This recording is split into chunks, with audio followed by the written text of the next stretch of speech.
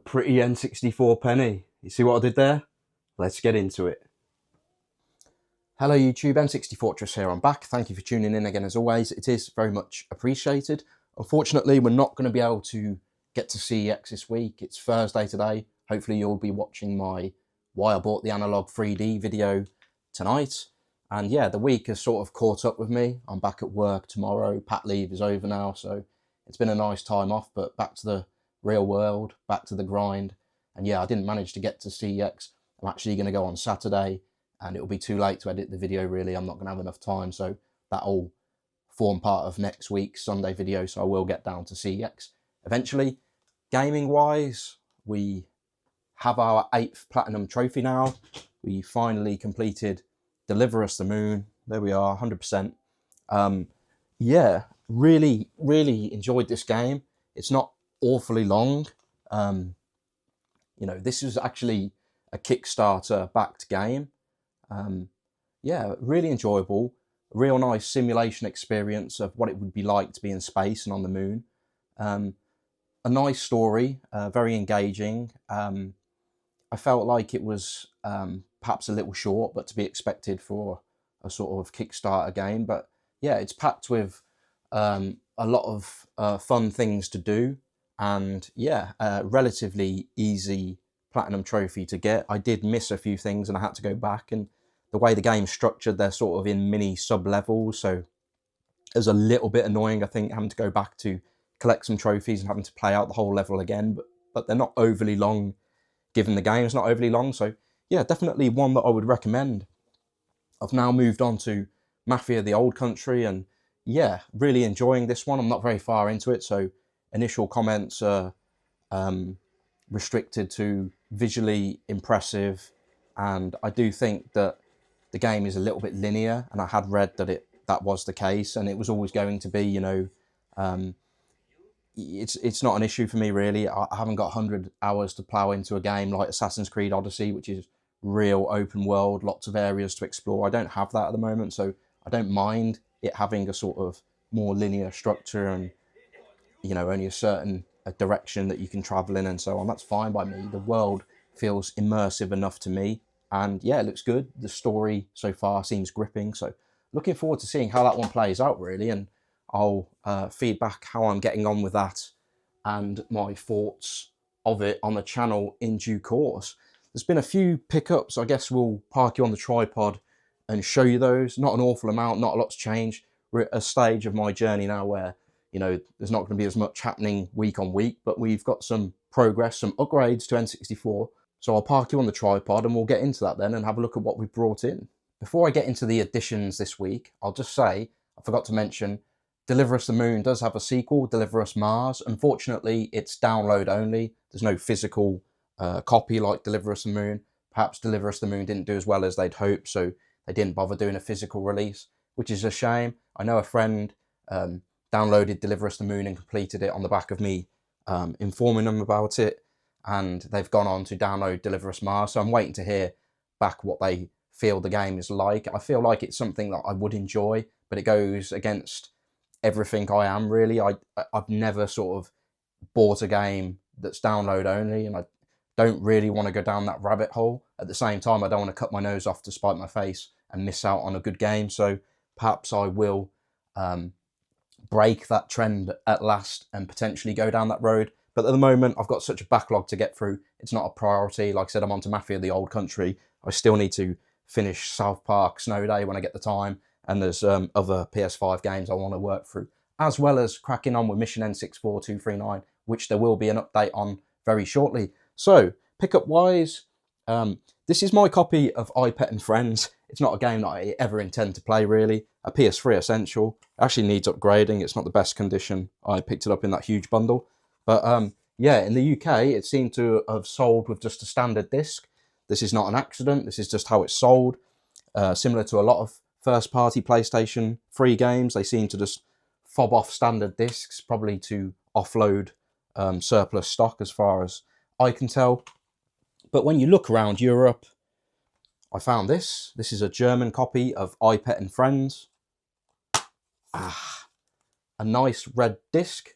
So I bought this for about £3 off Amazon DE, then you have to pay about £4 postage. It ended up being about £7.50. It's a German copy, so it's no good to me. But I want the red disc. Obviously, it plays in English.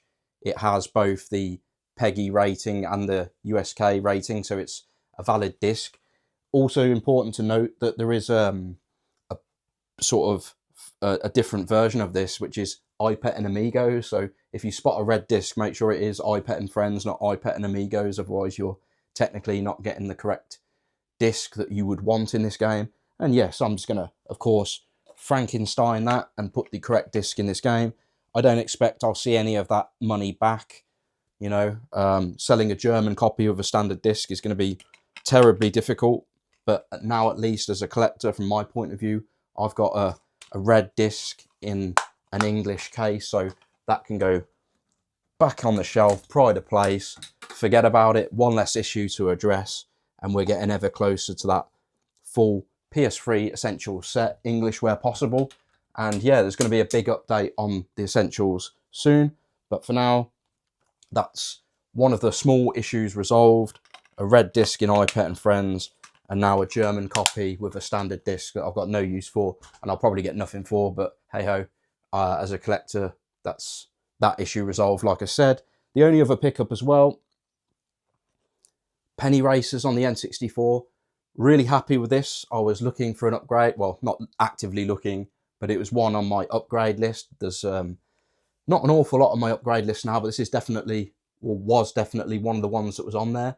It's not mint, but it's stunning condition, really. It's not a game that you see very often. CEX don't even have it on their database, so it's not one that you can find in CEX. And yeah, structurally the box is very good. This is from my friend Phil in Australia, top lad. He's trimming down his collection and going for a more killer, no filler approach. So he's selling off a lot of games. He's dabbling in Super Nintendo minty cardboard collecting now as well. So looking to free up space, money, and go down that rabbit hole. And yeah, he's always been one to have a bit of itchy feet and never sort of stick with his collection once he's got it anyway, always looking for the next thing. And I think he enjoys the rush and the thrill of the chase more than actually once you've got the game and sitting back and enjoying it, which is fair enough. We all sort of collect in different ways, don't we? And yeah, the eagle-eyed amongst you will notice that he's got this Aussie rating sticker on and a sort of hotline sticker on the back. Of course, I'm not going to leave those on. I'm going to attempt to remove those. And yeah, hopefully maybe later on in this video, I can show you the result of once they've been removed, but I'm not going to rush it. So if I don't get it done on this episode, maybe we can bring it to a later episode, how I go about getting these stickers off without damaging the box. Cost-wise, this was 150, a little bit more than I wanted to pay, but I got bid up on the group where it was being sold.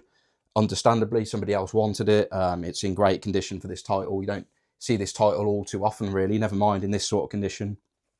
Eventually, they messaged me, the other person who was bidding, and I think they recognised me off YouTube, so they knew I already had a copy, and they just said, "Can I buy your old copy?" I said, "Yeah, you can have first refusal." And yeah, so I paid 150 for this. Like I said, I got bid up, so it's a little bit more than what I would have liked. But bearing in mind, you have to pay postage from Australia. It was never, you're always going to have a high postage amount, but the bid price was all in anyway, so I paid 150 all in to my mate. I didn't have to pay any fees because I gifted him the money because I trust him. And yeah, then I sold my old copy to this chap who's viewed the channel and who was after a copy as well. And I'm sure he won't mind me saying, you know how the game works, right? But my copy cost 80 quid a while ago. I sold it in for 115 posted in the UK, so £5 for postage. That's a £30 profit on my old copy, which if you take off my £150 I paid for this only cost me 120 on a net basis. Now, I've explained this before on the channel. That's how I've built my collection up. It doesn't owe me what I've paid for it. It's smart transactions like this, buying a copy, selling it on down the line for more than what you paid for it, taking it off whatever you paid for your upgrade, and therefore you've got a nicer copy for less than what it actually cost you. And it's just working smart, isn't it? So yeah, delighted to have this in my collection, and for the price of 120 all of a sudden it doesn't seem too bad. So yeah, incidentally, we are due another playthrough on the channel of Mission N64 239, where we're aiming to complete and review all 239 UK PAL N64 games. What better game to select next than this one? It's the last one that's come in through the door. So yeah, it seems right that I think it's episode 17 we're on now. Wow. And yeah, we're going to attempt to complete and review Penny Racer. So stay tuned to the channel because this one will be coming next, and I'm looking forward to bringing it to you. And I'm going to bring it through the analog 3D as well. So a new game and a new system to bring it to the channel on. Really looking forward to it. Right then, let's do it. Let's attack those stickers and get them stickers off that Penny Racers. Let's get it done. Right then, let's try and attack these stickers. Let's just do it. So I like to use this stuff here called Label Clean. It's really potent stuff. You really shouldn't lay it on thick. It can really damage the box if you put too much on and then smear. It can really take the ink off the box. So you really have to be careful with this stuff. You have to literally just put the tiniest amount on. Let's just do that.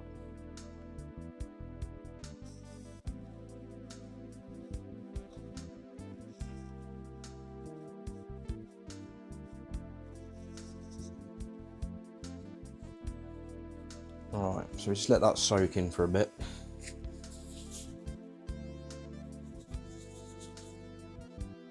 Dab, but don't smear.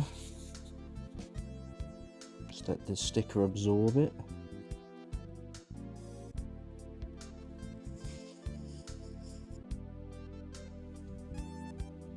Then it's good to apply some heat with the hairdryer, so we'll come back with that in a moment. Right, now I have my wife's trusty Tresemme hairdryer. Put a bit of heat on. Don't get too close, you don't want to set the box on fire.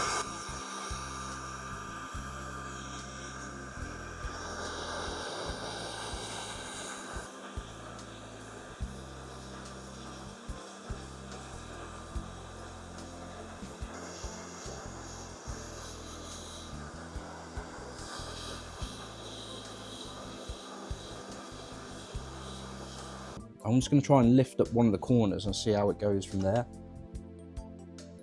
I've got some tweezers here with me just to really help things along once I've got the corner up.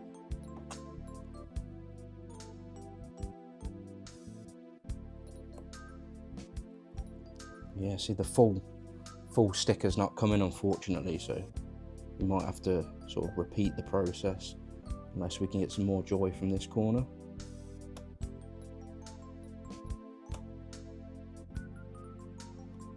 Slightly more joy from this corner.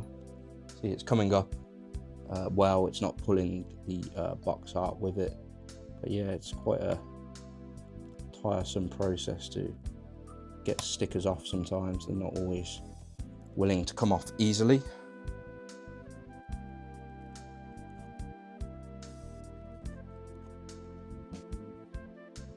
Looks like an absolute mess at the moment, doesn't it? But it's just going through the layers. Unfortunately, they don't always come off nice and smooth like you want them to. I thought this would be a relatively straightforward one for some reason. How naive of me, but yes. So it's been resilient. It's not giving up without a fight. What's left? So we just got to dab and be gentle. Make sure there's enough label clean on there to lift it, but not enough to stain or damage the ink. Just a careful process. Can't really go wrong as long as you're not too rough or aggressive, and like I said, don't put too much on at once. It should be fine. Yeah, this is one of the most challenging ones I've done for a long time. That looks worse than it is. That's just all bits of this that's left over. It's been a really resilient, this one, a resilient sticker, I should say. Lots of thick glue used by the look of it on that sticker. So yeah, it's made it harder than what I would have liked, but we're getting there. Right, we are nearly there now. That's the bulk of the sticker off. You just about see there. There's just all that's left is this like gunk, and it's just like the thick glue that was used on the sticker. So you just sort of whack a bit more label clean on and sort of dab, and it will eventually thin out and come off. So we'll just get on with that then. I I keep knocking the camera over, so you'll see on the outro. So I'll just go ahead and show you the end result. The things we put ourselves through as collectors, or me as a collector, that took long enough. So it's a very robust sticker, but it's all off. And yeah, delighted with the outcome. Obviously it's quite time consuming, so I'm not going to bother doing the one on the back until a later point, but hopefully it will go just as smoothly. And yeah, delighted to have that sticker off now.